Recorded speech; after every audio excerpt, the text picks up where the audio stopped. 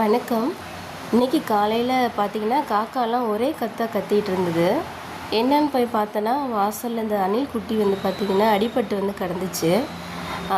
ரொம்ப பயமாக இருந்துச்சு. பார்த்தா அது செத்துருச்சோன்னு நினச்சேன். கிட்ட போய் பார்த்தா லைட்டாக தான் வந்து ஹார்ட் பீட் இருந்தது. அப்புறம் தூக்கிட்டு வந்து அதுக்கு தண்ணிலாம் கொடுத்து கொஞ்சம் தண்ணியில் அது மேலே தெளித்து விட்டு ரொம்ப நேரம் வந்து அதை வந்து அந்த ஒரு பாக்ஸ் மாதிரி ரெடி பண்ணி படுக்க வச்சுருந்தேங்க. அது என்னென்னா காலையில் படுக்க வச்சது எந்திரிக்கவே இல்லை, எந்த மூமெண்ட்டும் இல்லை. தண்ணிலாம் அது குடித்த வெளில தான் வந்துச்சு.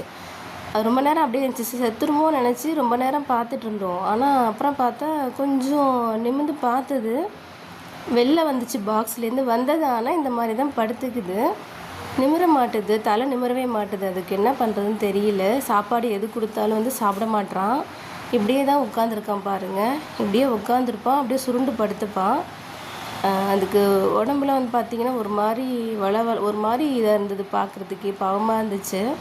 ரொம்ப அடிபட்டுருச்சாட்டுக்கு. அதால் எந்த மூமெண்ட்டும் பண்ணவே முடியல, இப்படியே படுத்துக்குது. எந்த ஃபுட்டு கொடுத்தாலும் சாப்பிடவும் மாட்டுது.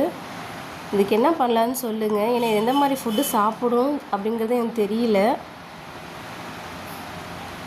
லைட்டாக தலையை தூக்கி இதை வேலை செஞ்சானா உடனே அப்படியே படுத்துக்குது. அதெல்லாம் சாப்பிடவே முடியல.